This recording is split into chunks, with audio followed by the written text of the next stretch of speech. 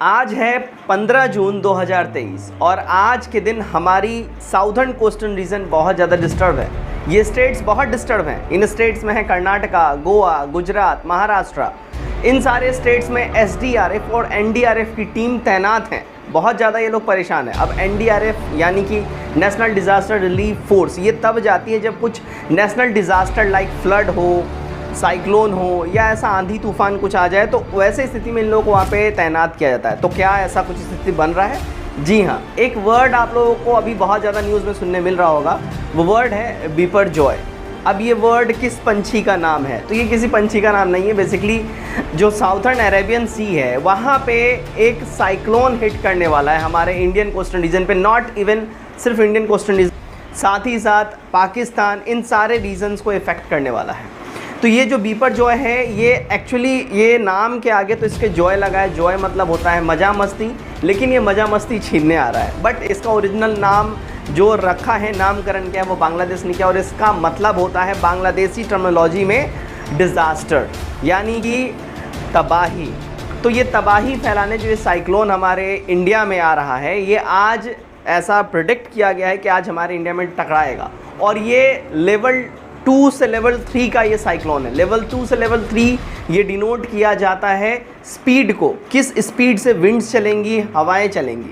तो यहाँ पे जो बताया जा रहा है कि जो विंड्स जो इसकी स्पीड की रहेंगी वो लगभग देखिए 120 से 125 किलोमीटर के आवर के स्पीड से चलेंगी। लेकिन इवन दो ये टाइम पे अभी और बढ़ता जा रहा है, लगभग 140-45 किलोमीटर पर आवर के स्पीड में ये इसका विंड्स चल सकता है। आखिर साइक्लोन आता कैसे है, साइक्लोन बनता कैसे है, द मोस्ट एंड सबसे ज़्यादा पूछा जाने वाला सवाल।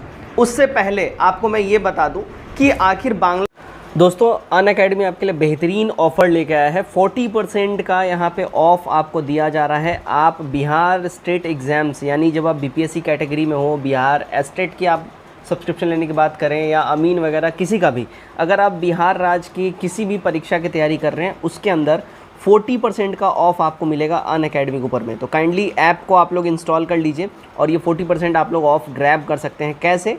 उसमें कोड मांगा जाएगा RKG11, ये कोड डाल दीजिएगा। कोड डालते ही आपको 40% ऑफ़ मिलेगा। अगर आप 12 महीने का सब्सक्रिप्शन ले रहे हैं तो 6,749 के आसपास का ये पड़ेगा, जो कि पहले 10,000 के आसपास का ये था। और अभी अगर आप लोग 2 साल का अगर लेंगे सब्सक्रिप्शन, तो ये जो 13,000 का सब्सक्रिप्शन था, ये लगभग 8300-8400 के आसपास पड़ेगा। तो भूलिएगा नहीं, RKG11 आपको ये रेफरल कोड ये यूज़ करना होगा, ठीक है। उसके बाद आपको ये 40% का जो ऑफ़ है ये फटाफट से मिल जाएगा। बांग्लादेश ने इसका नामकरण क्यों किया? इंडिया भी कर सकती थी, पाकिस्तान भी कर सकता था, लेकिन बांग्लादेश ने क्यों किया? देखिए, अरेबियन सी और बंगाल की खाड़ी, इन दोनों ही रीजन में जब भी साइक्लोन आता है तो इन सारे रीजन्स के जो कोस्टल एरिया से जितने सटे हुए देश हैं, उन सब को ही बारी बारी से नामकरण करने का ये मौका दिया जाता है। साल 2004 से ही ये स्थिति बना हुआ है। ऐसा करने के पीछे रीज़न ये होता है कि एक साइक्लोन का रिपीटेशन में नाम ना रखा जाए, इसलिए हर एक देश बारी बारी से नामकरण करते हैं। अब इम्पॉर्टेंट क्वेश्चन आता है कि साइक्लोन आखिर फॉर्म कैसे होता है, साइक्लोन बनता कैसे है। देखिए, साइक्लोन बनने के लिए 2 इम्पॉर्टेंट फैक्टर्स काफ़ी ज़्यादा मेजर इम्पॉर्टेंट रोल अदा करते हैं। पहला, एक लार्ज वाटर बॉडी चाहिए। दूसरा, हाई टेम्परेचर चाहिए।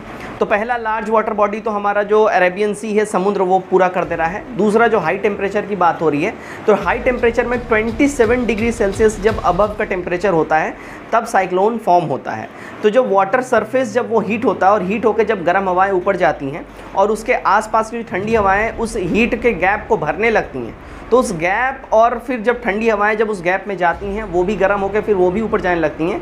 ये साइकिल जो है रिपीटेशन मोड में चलता रहता है और इसी की वजह से बनता है साइक्लोन।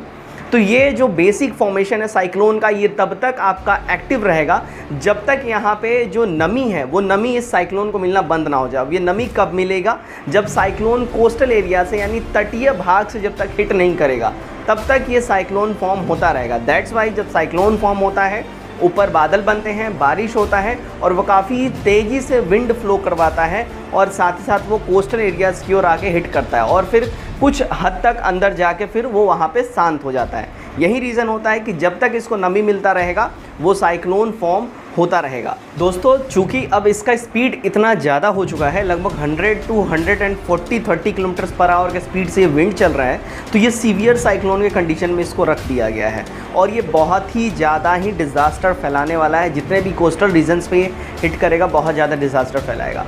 मेन मुद्दा यहाँ पे ये उठता है, जो जानकार हैं वो ये भी बोल रहे हैं कि इसके जो साइक्लोन अलग अलग जो वर्ल्ड के पार्ट्स में हिट करते हैं, साइक्लोन आने का मेन रीज़न क्या है? तो मेन रीज़न जो एक्चुअल रीज़न है वो है climate change. Obviously cyclone form होने के लिए एक ज़्यादा टेम्परेचर की ज़रूरत है और साथ ही साथ बिगेस्ट वाटर बॉडीज़ ज़रूरत है। तो जिस हिसाब से हमारा जो ग्लोबल वार्मिंग हो रहा है और हमारे समुद्र जैसे गर्म हो रहे हैं, साइक्लोन बनना कोई बड़ी बात नहीं है, बिल्कुल सही बात है।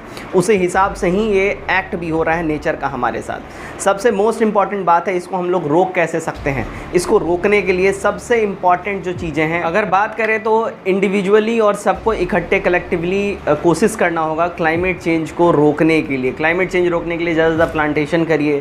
प्लांटेशन के साथ साथ जो इन वाटर बॉडीज़ हैं, जो हमारे धरती के अंदर की जो पानी है, उनका दोहन कम करें, ठीक है। ज़्यादा से ज़्यादा वेस्टेज ऑफ वाटर कम करें। ये सारी चीज़ें करके धीरे धीरे आप ये सारी चीज़ें कम कर सकते हैं।